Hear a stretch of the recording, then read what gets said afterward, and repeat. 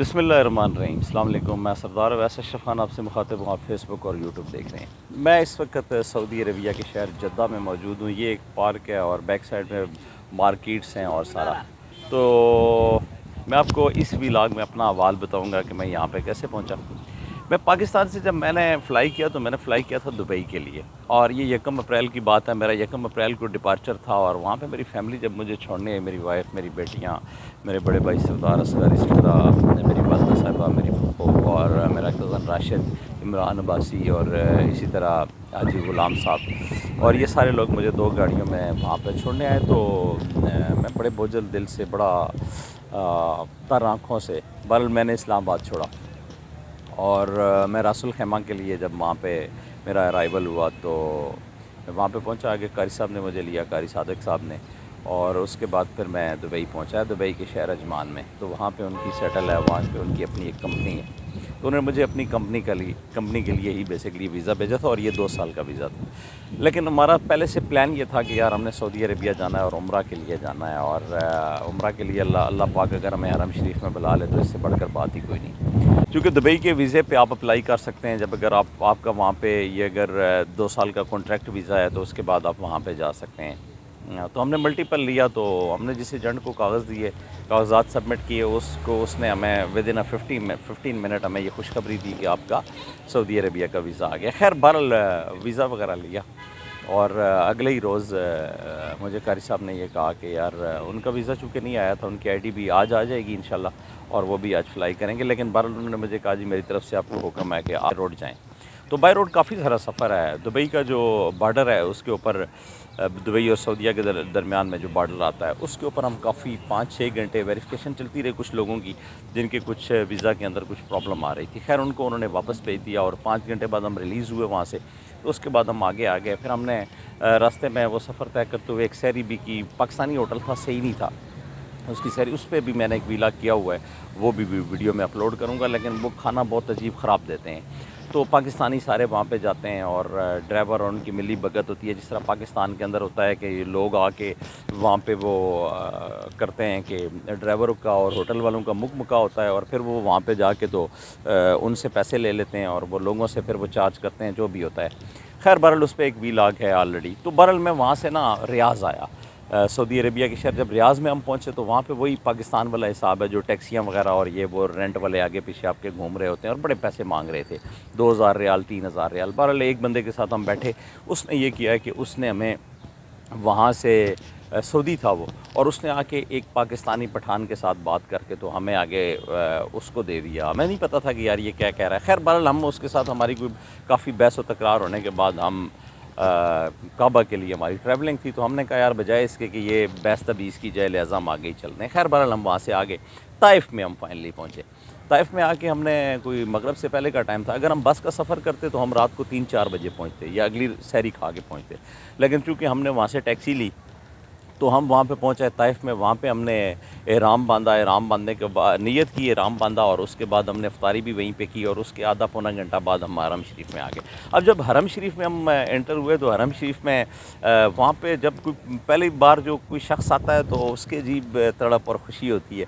तो हम देख रहे थे कि यार वो काबा के दरो दीवार, वो मंज़र, और उनके बाज़ार, और सारा आप नबी करीम सल्लल्लाहु अलैहि वसल्लम की पूरी ज़िंदगी का जो एक मतलब जो अमली ज़िंदगी उनकी गुज़री, उसका हम सारा जायज़ा ले रहे थे कि ताइफ़ की घाटियाँ, और उसके बाद फिर हरम शरीफ, और ये सारी चीज़ें। खैर बहरहाल हम वहाँ पे, ये आपको मैं तफ़सील से पूरा एक व्लॉग करूँगा, लेकिन अभी मैं मुख्तसरन जो बता रहा हूँ आपको, वो थोड़ा सा अहवाल बता रहा हूँ। हम जब हरम शरीफ में पहुँचे तो मस्जिद जिन और दीगर जितनी भी मसाजिद थी उनमें नमाज़ तरावीह चल रही थी। तो हमारी ख्वाहिश थी कि 27वीं की जो इबादत है वो वहाँ पे की जाए। तो अल्लाह करीम हमें 27वीं की वजह से वहाँ पे ले आया, और हर बंदे की ये मतलब वहाँ पे कहना था कि यार आप बड़े खुशकिस्मत हो, आप 27वीं में आ गए हो, और 27वीं शब आपको नसीब हुई है, और हरम शरीफ में आपको 27वीं शब का नसीब होना ये कोई बहुत बड़ी मतलब इनाम और इकराम, और अल्लाह की तरफ से एक बहुत बड़ा गिफ्ट है। बहरहाल वो अल्लाह ने एक इनाम और इकराम से नवाजा, और हम हरम शरीफ में आ गए। हरम शरीफ में एंट्री से पहले हमने देखा वो नमाज ही थी। नमाज के बाद जब हरम शरीफ में हम एंटर हुए तो नमाज ख़त्म हुई तरावीह, तो हमने तवाफ़ जो है वो اس کے لیے ہمیں ایک لاہور سے ذوالقرنین جو تھے انہوں نے ہمیں جوائن کیا، اور ہی از ویری نائس پرسن.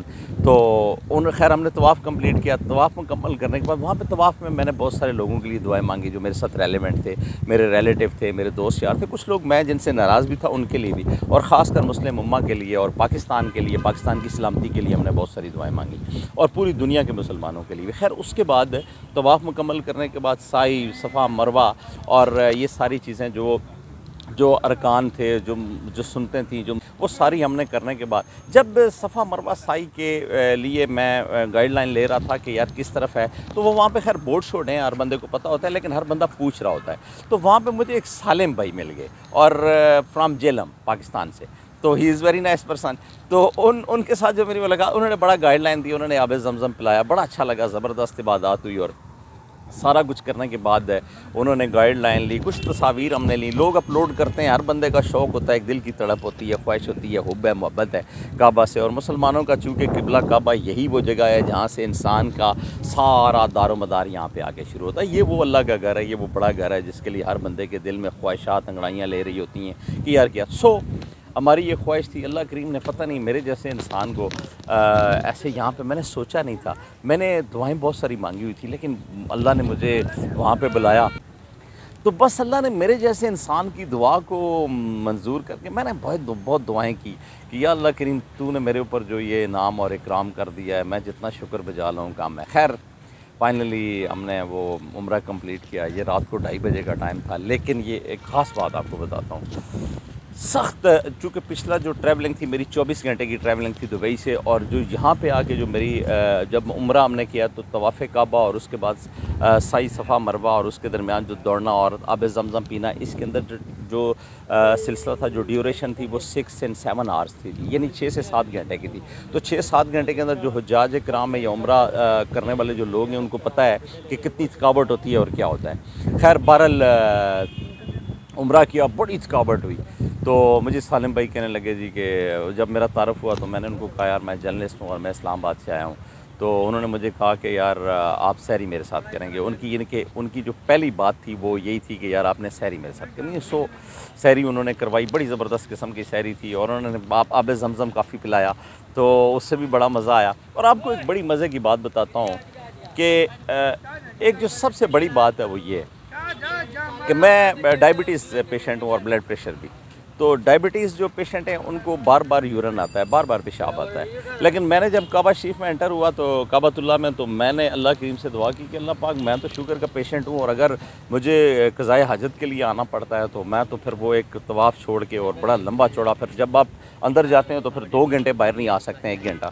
تو میں نے اللہ پاک سے دعا کی. میں ابھی باچا خان سے بھی بات کر تھا، یاد باچا سے، کہ یار میں نے تو اللہ پاک سے دعا کی کہ یار، اور بھی بہت سارے لوگ بات کی کہ یار میری اللہ پاک یہ لاج رکھنا کہ شوگر کے مریض جو ہیں وہ ان کو دوبارہ جانا پڑتا ہے باہر اور حاجت کرنی پڑتی ہے. تو آپ یقین مانیں گے، آپ امیجن نہیں کر سکتے ہیں کہ 9:30 بجے کا میں نے واش روم یوز کیا، وضو کیا، اور میں صبح 4 بجے تک، 4:30 بجے تک باوضو رہا ہوں، اور میں نے اس میں نوافل اور سارا طواف کعبہ اور دیگر چیزیں ادا کی ہیں. تو یہ اللہ کا خاص بڑا ہے، خاص انعام ہے ان بندوں کے اوپر جن کو کوئی بیماریاں بھی ہیں اور سارے معاملات ہیں. خیر وہ اللہ پاک نے ہمیں یہ ساری عمرہ کی سعادت نصیب فرمائی.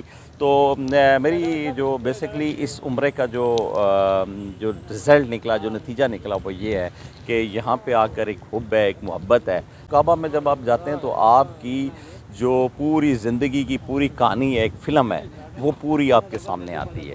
جو لوگ فوٹویں بناتے ہیں نا، میں نے بھی لاگ کر تھا فوٹوؤں پہ کہ یار وہ فوٹویں بھی ایک تڑپ ہوتی ہے کہ یار میری کعبہ کے سامنے میری فوٹو. اور جو لوگ اس پہ اعتراضات کرتے ہیں، میرا بھی اعتراض تھا بیسکلی کہ یار فوٹویں نہیں ہونی چاہیے، لیکن بہرحال ہونی بھی چاہیے. ٹھیک ہے، خیر ویسے فوٹو تو ویسے بھی نہیں بنانا جائز ہے، لیکن اگر آپ بنا بھی لیں تو کوئی ایسی بات نہیں ہے. وہ اس کو جائز ناجائز کی حد تک اگر ہم دیکھیں گے تو کچھ اور بات ہو جائے گی. لیکن یہ ہے کہ یہ ایک محبت کا اور ایک ایسا پہلو ہے جس کو ہم بھلا نہیں سکتے ہیں. خیر بہرحال پھر جو ہے تڑپ یہ ہے کہ ایک دفعہ پھر عمرہ کریں، پھر کریں گے انشاءاللہ، پھر کریں گے. اور جب تک یہاں پہ ہیں انشاءاللہ عمرہ کی ادائیگی چلتی رہے گی، عبادات بھی چلتی رہیں گی. تو پاکستان کے لیے مسلم امہ کے لیے ہماری بہت ساری دعائیں ہیں کہ اللہ کریم مسلم امہ جن بھی مسائل کے اندر گھری ہوئی ہے اور جن بھی پریشانیوں سے دوچار ہے، خاص کر کشمیر، فلسطین اور دیگر جتنے بھی ممالک ہیں جہاں پہ ظلم اور استبداد کی چکی جو ہے اس کے اندر وہ پس رہے ہیں اور ان کے اوپر مظالم ڈھائے جا رہے ہیں، تو اللہ کریم ان کو نجات عطا فرمائے اور اللہ کریم جو ہماری عبادات ہیں ان کو بھی قبول فرمائے، اور یہاں پہ آنے والے جتنے بھی لوگ ہیں ان کے لیے بھی بڑی نیک خواہشات جو پاکستان میں جہاں پہ بھی ہیں، اللہ سب کو کامیابیاں دیں، خوشیاں دیں۔ تب تک کے لیے اتنا ہی، ملتے ہیں اگلے ویلاگ میں۔